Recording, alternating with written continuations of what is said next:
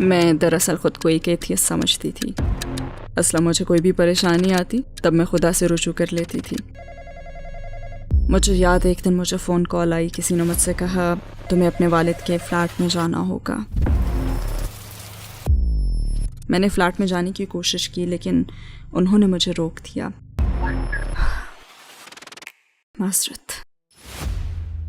उन्होंने चाकू निकाल लिया और फिर लड़ाई शुरू हो गई। उन लोगों ने उनके बाजू में चाकू मारा, 3 या 4 मरतबा टांग में घोंपा और फिर उनके दिल में घोंपा। उन्हें 8 मरतबा चाकू घोंपा गया। मैं उस रात घर गई और ज़ारो कत्तार रोने लगी।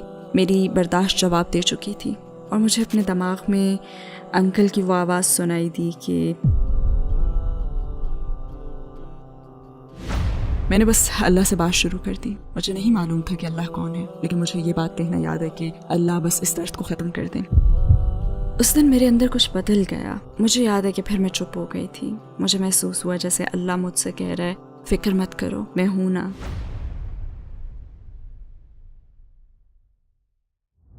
अस्सलाम वालेकुम सिस्टर ऐशा मर्सिडीज। टुवर्ड्स इटर्निटी में हम आपको अपने साथ देखकर बहुत खुश हैं। मेरा पहला सवाल ये है कि ऐशा मर्सिडीज कौन है? क्या आप हमें अपनी ज़िंदगी के मुताल्लिक़ मुख्तसरन बता सकती हैं? वालेकुम अस्सलाम वरहमतुल्लाहि वबरकातुहू। मुझे बुलाने के लिए जज़ाकल्लाह खैर। यहाँ आकर मुझे बहुत खुशी हुई है। मैं लंदन में पैदा हुई और वहीं पली बड़ी और 12 साल की उम्र में एसेक्स आ गई। मैं मिक्स नस्ल से हूँ, आधी जमैकन और आधी अंग्रेज़। मेरा नन्याल कुछ कैथलिक था मगर मेरे घर में कोई भी मज़हब को फॉलो नहीं करता था।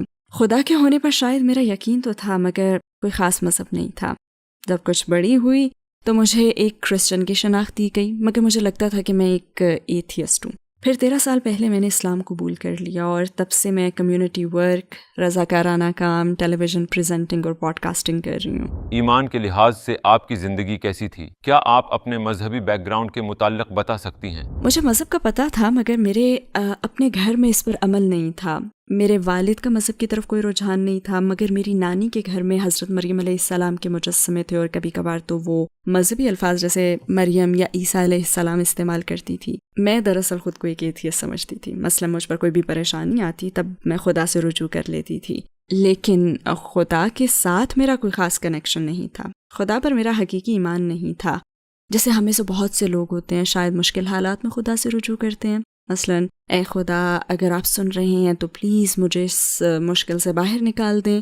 तो मेरा खुदा के साथ इसी तरह का ताल्लुक़ था, इसके अलावा और कोई कनेक्शन नहीं था। फिर ऐसायत की कौन सी बात आपको गैर माकूल लगी? इसमें कुछ सवालों के जवाब मेरे पास नहीं थे और मुझे ये तसव्वुर समझने में बहुत मुश्किल हुई कि ईसा अलैहिस्सलाम नाउज़ बिल्लाह खुदा के बेटे हैं। अगर खुदा तमाम तर ताकत और कुदरत का नाम है तो फिर ये तसव्वुर क्यों है कि हज़रत ईसा अलैहिस्सलाम को हमारे गुनाहों के लिए कुर्बान होना पड़ा? आखिर क्यों? हमें हज़रत ईसा अलैहिस्सलाम की इबादत क्यों करनी चाहिए? तो ये तसव्वुर मेरे लिए बहुत अजीब था। मैं बस इसे समझ नहीं सकी। तो मुझे सवालात पूछना याद है और ये भी कि मुझे चुप करवा दिया गया और कहा गया कि मुझे सवालात नहीं पूछने चाहिए। हाँ, वो गुस्सा तो नहीं करते थे लेकिन गोया मुझे नज़रअंदाज कर देते थे। और दिलचस्प बात तो ये है कि जब मैं मुसलमान हुई और मज़हब की समझ पाना शुरू की तो मुझे मेरे तमाम सवालों के जवाब मिल गए। अल्लाह कुरान में फरमाता है कुन फयकून, हो जा तो वो हो जाता है। तो मैंने उससे ये समझा कि अल्लाह को तो किसी भी पार्टनर की ज़रूरत ही नहीं है। अल्लाह को अपनी इबादत करवाने के लिए बेटे की ज़रूरत नहीं है।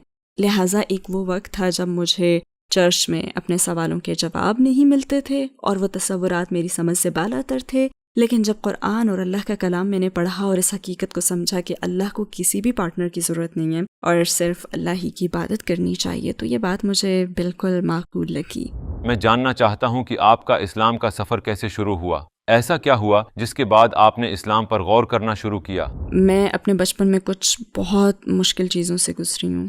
जैसे मेरे वालिद स्किज़ोफ्रेनिया के शदीद ज़हनी मरीज़ थे और मेरे लंदन छोड़ने की वजह भी यही थी कि मैं अपने वालिद से दूर जाना चाहती थी। मैं लंदन में जिस पहले स्कूल में गई थी वहाँ मिक्स नस्ल होने के बायस मेरा मजाक उड़ाया गया, लिहाजा मैं स्कूल से भी दूर भागती रही और मेरी वालिदा ने मुझे कहा भी कि अपने बाप को मत बताना, लेकिन मैंने उन्हें बता दिया और मेरे वालिद ने इंतहाई जारहाना और खौफनाक रद्द-ए-अमल दिया।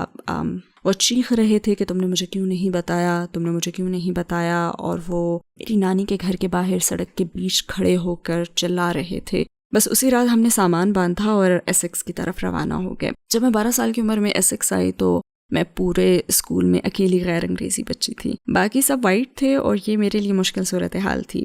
بالآخر مجھے اس اسکول سے بھی نکلنا یاد ہے، کیونکہ میری ایک دوست، سب سے گہری دوست نے مجھے کچھ نسلی نفرت انگیز باتیں کہی تھیں۔ وہاں کا ماحول بھی کچھ ایسے ہی تھا، اور ایسا میرے ساتھ پہلی مرتبہ نہیں ہوا تھا۔ میرے ایسے ہی دوست تھے جن سے میں ملتی جلتی تھی، لیکن پھر وہی دوست بدل جاتے تھے اور نفرت انگیز باتیں کہتے، اور اس کی وجہ مجھے یہی محسوس ہوتی کہ میں ان سے مختلف تھی، میں وائٹ نہیں تھی، اور مجھے مذاق کا بس نشانہ بنایا جاتا تھا۔ یہاں تک کہ میرے بولنے کے انداز کا بھی مذاق اڑایا جاتا، کیونکہ میرا لہجہ لندن والا تھا، جبکہ ایسیکس کا لہجہ لندن کے لہجے سے بہت مختلف ہے، تو اس کا بھی مذاق اڑایا جاتا۔ اور مجھ پہ یہ شدید احساس پیدا ہو گیا کہ میں تو دوسرے لوگوں کے لیے اجنبی ہوں۔ تقریباً 15 سال کی عمر سے ہی مجھے احساس ہونے لگا کہ میں سڑکوں پر پھرنے والے بے گھر بچوں میں سے ایک ہوں۔ مجھے محسوس ہوا کہ میں تو انہی میں گھل مل سکتی ہوں۔ بے گھر بچوں میں سے بہت سے بچے تھے جو ماں باپ کی علیحدگی اور دیگر مسائل میں پلے بڑے تھے، اور پھر میری زندگی میں وہ وقت بھی آیا جب میں شدت کے ساتھ وائٹ بننا چاہتی تھی۔ تب تک میری عمر شاید 20 سال ہو چکی تھی۔ میں پہلے بے گھری کے احساس اور اپنی شناخت کے بے پناہ مسائل سے گزر چکی تھی، اور مجھے خودکشی کے خیالات آتے تھے۔ بہت زیادہ غور اور سوچ بچار کرتی تھی میں، لیکن اس وقت اپنے ان عوامل کو میں بالکل سمجھ نہیں پائی تھی۔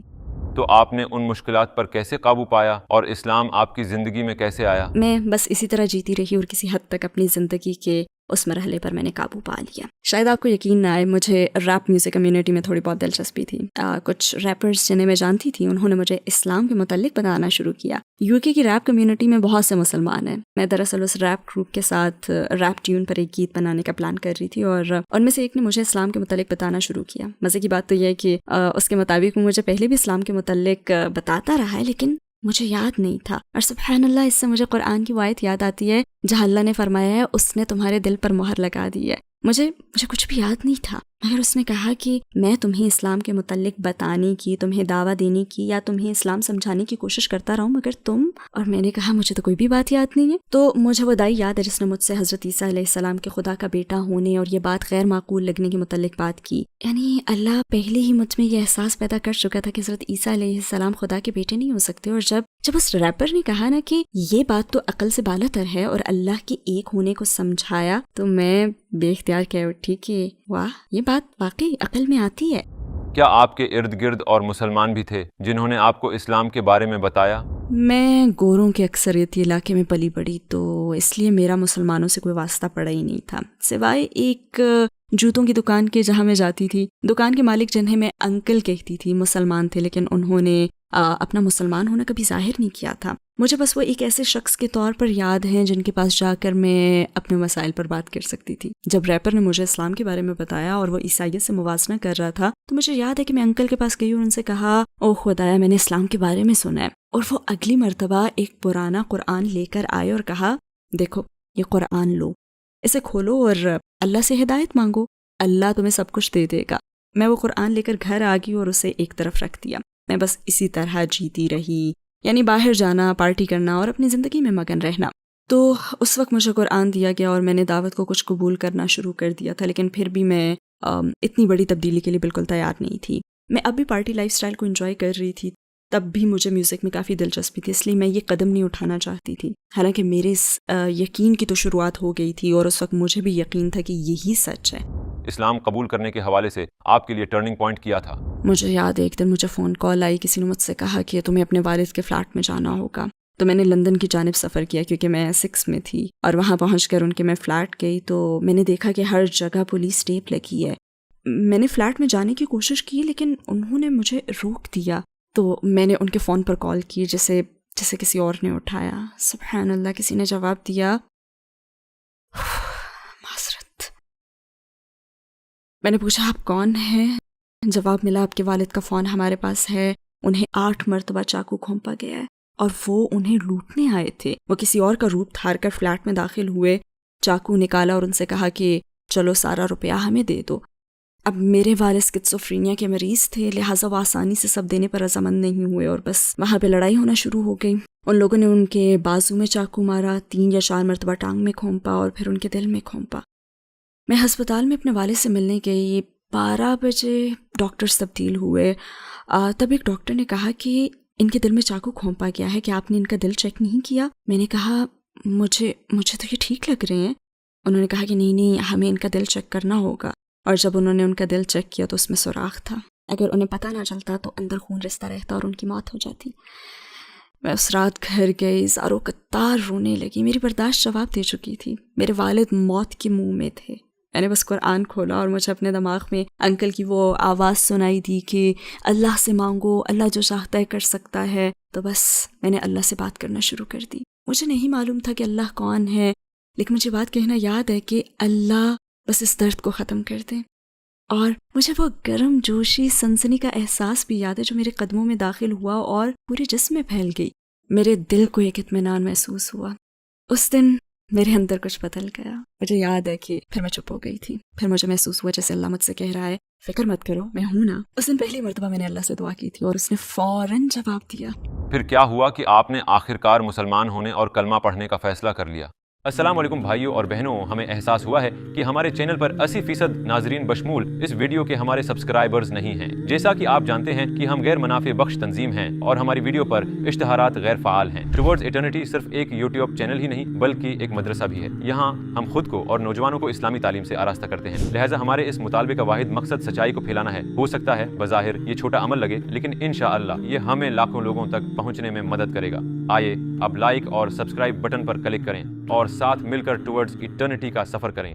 پھر کیا ہوا کہ آپ نے آخرکار مسلمان ہونے اور کلمہ پڑھنے کا فیصلہ کر لیا؟ اگلے دن جب میں جاگی تو ایسا محسوس ہوا جیسے میں مسلمان ہو گئی ہوں. میں مان گئی تھی کہ خدا ایک حقیقت ہے اور یہ پہلی بار ہوا تھا کہ میں نے سچے دل سے اللہ کو تسلیم کیا تھا. تو میں نے اپنے ایک اور ریپر دوست سے رابطہ کیا اور وہ بھی اس ریپ گروپ میں ہی شامل تھا اور ہمارے درمیان ایک عجیب سا تعلق تھا. ہم کار میں مختلف جگہوں پر ملتے اور وہ مجھے اسلام کے بارے میں بتاتا اور بس پھر میں چلی جاتی تھی. تو میں نے اپنے اس دوست سے رابطہ کیا اور اس نے مجھے قبر کے عذاب کے بارے میں بتانا شروع کیا اور میں بری طرح سے خوفزدہ ہو گئی. لیکن میرا خوف اس طرح کا تھا کہ میں غیر مسلم رہ کر مرنا نہیں چاہتی تھی. اس وقت میرا وہ خوف جہنم دوزخ کی آگ کے لیے نہیں تھا بلکہ میں قبر کے عذاب سے خوفزدہ تھی کیونکہ یہ چیز میرے لیے بالکل نئی تھی اور بہت زیادہ ڈرا دینے والی تھی. پھر میں اگلے 3-4 دن بہت زیادہ جذباتی رہنے لگی. مجھے ہر روز بہت زیادہ رونا آتا.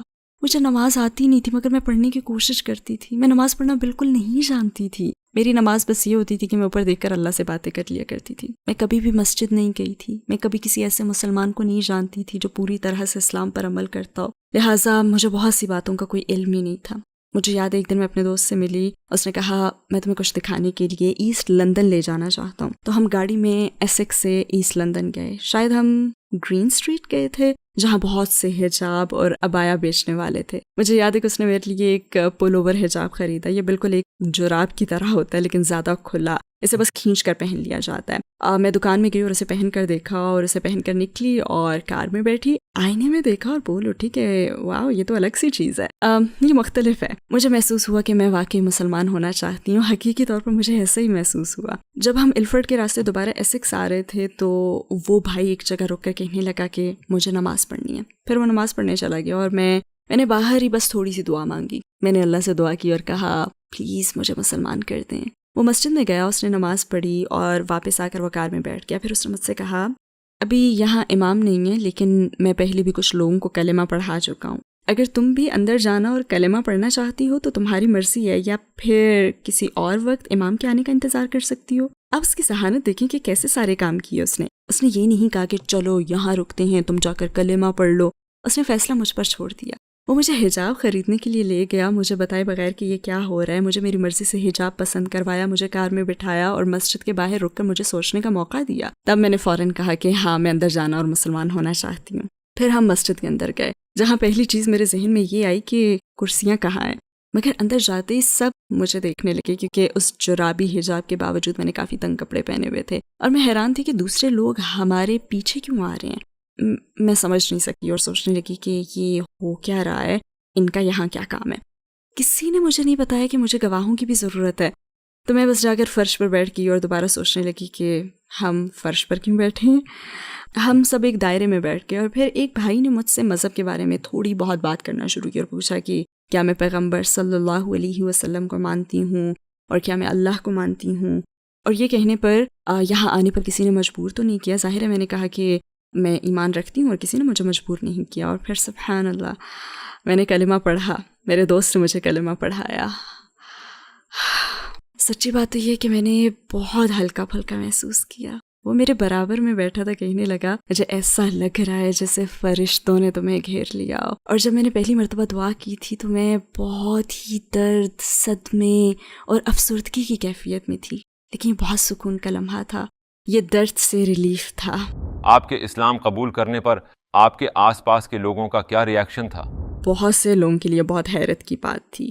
میں شاید وہ لڑکی تھی جس کے مسلمان ہونے کا امکان سب سے کم تھا، جیسے کہ میں نے بتایا کہ میں سڑکوں پر زندگی گزار رہی تھی ایسے لوگوں کے ساتھ جو کہ سڑکوں پر آوارہ پھرتے ہیں، میوزک میں بہت زیادہ انوالو تھی، اور میں نے ذہنی صدمے کے باعث بھی اپنے اندر ایک بہت ہی برا ایٹیٹیوڈ پیدا کر لیا تھا۔ میرے والد اسکیزوفرینیا کے مریض تھے، لہٰذا کوئی کہہ ہی نہیں سکتا تھا کہ مرسیڈیز مسلمان ہو جائے گی۔ آپ نے نماز کیسے سیکھی اور پہلی مرتبہ نماز پڑھ کر آپ کو کیسا محسوس ہوا؟ میں نے آن لائن یوٹیوب سے نماز سیکھی، میں نے اسے مختلف مرحلوں میں سیکھا، اور میرے ایک دوست نے مجھے اس میں مدد دی۔ میں سورہ الفاتحہ کی ایک لائن پڑھتی، وہ وائس نوٹ کے ذریعے اسے بھیجتی اور وہ بتاتا کہ یہ صحیح ہے یا نہیں اور پھر میں ساری موومنٹس بھی دیکھ رہی تھی، اللہ اکبر کہنا اور سب کچھ میں دیکھ کر ساری موومنٹس کرتی تھی، جس میں مجھے کافی مشکل پیش آئی۔ ساری موومنٹ سیکھنا کافی مشکل کام تھا، اور یہ سیکھنا کہ کس موومنٹ میں کون سے الفاظ کہنے ہیں، عربی سیکھنا اور اس کے ساتھ ساتھ انگلش سیکھنا، یہ کافی پریشان کن تھا۔ لیکن مجھ میں اتنا جوش اور اتنا پیشن تھا کہ میں زیادہ سے زیادہ سیکھوں اور زیادہ سے زیادہ چیزوں پر عمل کروں۔ تو آہستہ آہستہ میں دین کے ان حصوں کو سمجھنا شروع کر رہی تھی جن کا مجھے کوئی علم نہیں تھا۔ مجھے یاد ہے کہ میں ہر نماز میں رو پڑتی تھی، میرا اتنا گہرا تعلق بن گیا تھا کہ بالکل ایسا لگتا جیسے اللہ سبحانہ و تعالیٰ میرے سامنے کھڑے ہیں، اور میں ہر نماز میں روتی تھی۔ مسلمان ہونے کے بعد آپ کو کون سے سب سے بڑے چیلنج کا سامنا ہوا؟ خود کو ڈھانپنا اور اس طرح کی چیزیں لائف سٹائل میں بہت بڑی تبدیلی لائیں۔ سنت کے مطابق لباس پہننا، اپنے بالوں کو چھپانا، جسم کو چھپانا، میں ان سب چیزوں کی عادی نہیں تھی، کیونکہ مجھے تو یہی معلوم تھا اور اسی سوچ کے ساتھ میں پلی بڑی تھی کہ جو آپ کا دل چاہے وہ پہنو۔ لہٰذا یہ ایک بہت بڑی تبدیلی تھی اور کئی سالوں تک مجھے اس میں کافی مشکل پیش آئی۔ آپ ان لوگوں کو کیا کہنا چاہیں گی جو اسلام پر غور کر رہے ہیں لیکن حجاب وغیرہ کی پابندیوں کی وجہ سے اسے قبول کرنے سے ڈرتے ہیں؟ اگر آپ مسلمان ہونے کے بارے میں سوچ رہے ہیں تو آپ کو اللہ کے ساتھ ایک تعلق قائم کرنے پر فوکس کرنا چاہیے۔ یہاں ہر عمل کا ایک ضابطہ ہے جس پر خاص انداز میں عمل کرنا آپ کو یہ سمجھنے میں مدد دے گا کہ آپ اپنے بالوں اور جسم کو کیوں ڈھانپتے ہیں، آپ کچھ مخصوص کاموں سے خود کو کیوں روکتے ہیں۔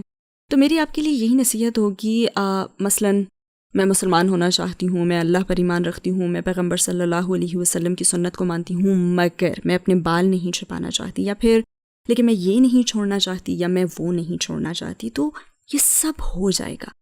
جب آپ یہ تعلق قائم کریں گے تو تبدیلی آ جائے گی۔ آپ یقین کریں ایسی چیزیں بھی ہیں جنہیں چھوڑنے کا میں نے کبھی تصور بھی نہیں کیا تھا، جیسے خود کو ڈھانپنے کا میں تصور نہیں کر سکتی تھی، اور ساتھ ہی پارٹیوں میں نہ جانے کا تصور۔ لیکن جیسے جیسے میں نے اللہ سے اپنا تعلق بڑھایا، دین کو سیکھا، تو قدرتی طور پر مجھ میں اپنے رب کو خوش کرنے کی تڑپ پیدا ہوئی۔ آپ کا فوکس اللہ کے ساتھ تعلق قائم کرنے پر، اللہ کی رحمت، اللہ کی محبت کو سمجھنے پر اور اللہ کو جاننے پر ہونا چاہیے۔ یہ غلط فہمی پائی جاتی ہے کہ اسلام عورتوں پر ظلم کرتا ہے، آپ اس دعوے کے بارے میں کیا کہتی ہیں؟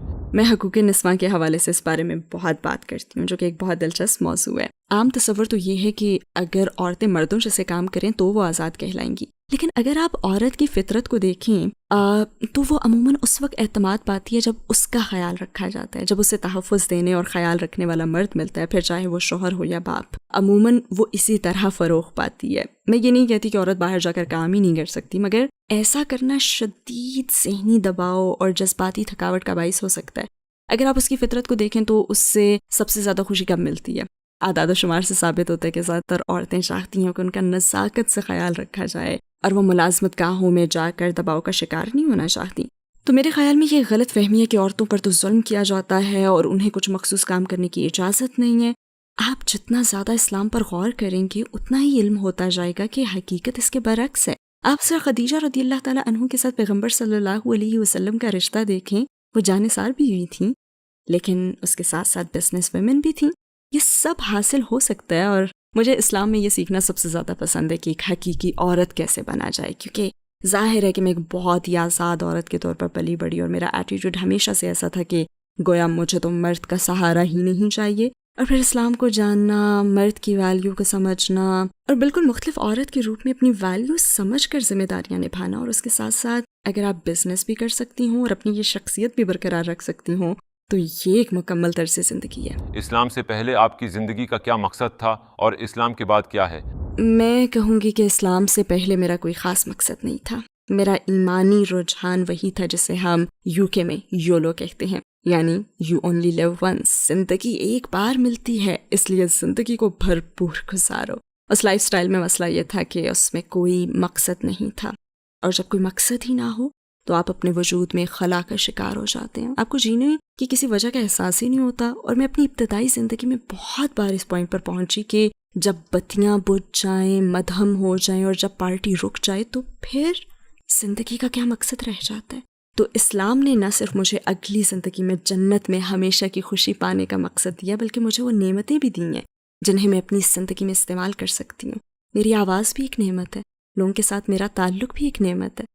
تو میں سمجھتی ہوں کہ اسلام میں آنے سے مجھے آخرت کے مقصد کے ساتھ ساتھ زندگی کا بھی مقصد ملا ہے۔ آخر میں اگر آپ کو دنیا کے تمام غیر مسلموں سے بات کرنے کا موقع ملے اور آپ کے پاس 1 منٹ ہو تو آپ انہیں کیا کہنا چاہیں گی؟ اسلام کو ایک موقع دو۔ میں اسلام کی تلاش میں نہیں تھی، لیکن جیسے ہی میں نے اسلام کو پایا تو ایک ناقابل تردید سچ سامنے آیا۔ جتنا میں نے اسلام کو جانا ہے، حقیقی اسلام کو، میڈیا میں تو بہت کچھ کہا جاتا ہے، بہت سی بری چیزوں کی کوریج کی جاتی ہے کہ اسلام کیا ہے یا مسلمان کیا ہے۔